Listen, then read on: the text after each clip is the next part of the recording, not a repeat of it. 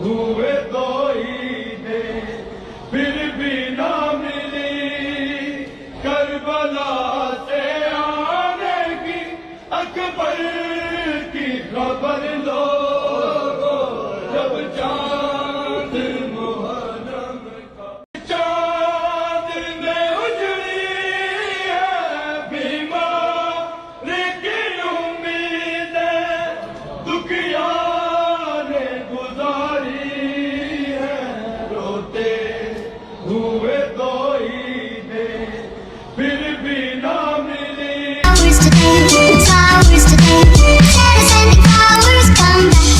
আসসালামু আলাইকুম আমার চ্যানেল রেনবো চুমনাস ব্লগে সবাইকে স্বাগতম। কেমন আছো সবাই? প্রায় 2 মাস পরে আমি মহরমের ব্লগ নিয়ে এসেছি। এর মধ্যে আলসি করে আমি ব্লগটা এডিট করিনি।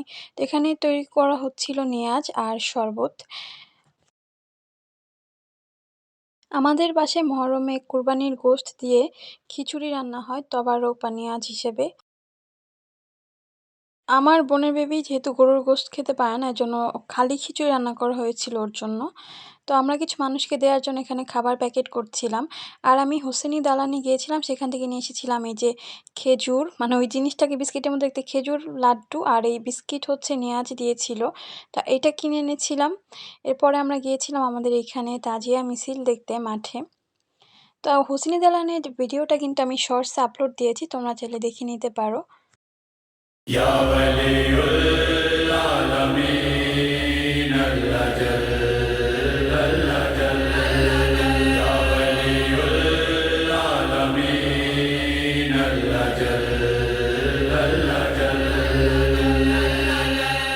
कोई भैण किवें वीर दा ए दुख पचावंजे कोई भैण किवें वीर दा ए दुख पचावजे कोई भैण किवें वीर दा ए दुख पचावजे। जे कर भिरा को मौत जे कर भिरा को मौत जवानी दिया वंजे कोई भैण किवें वीर दा ए दुख पचावजे कोई भैण মজলিস শেষ করে ওনারা ফিরে যাচ্ছিল। প্রায় 6-7 কিলোমিটার হেঁটে ওনারা এত দূরে আসেন। আর এরপরে আমরা বাসায় চলে আসছিলাম। আমার ভিডিওগুলো যদি তোমাদের কাছে ভালো লেগে থাকে তাহলে অবশ্যই আমার চ্যানেলটাকে সাবস্ক্রাইব করে দেবে, আর পাশে থাকা বেল আইকনটি বাজিয়ে দিবে যাতে আমি কোনো ভিডিও আপলোড করার সাথে সাথে তোমাদের কাছে পৌঁছে যায়। বাসায় এসে খেয়েছিলাম কাঁঠাল আর তবারক।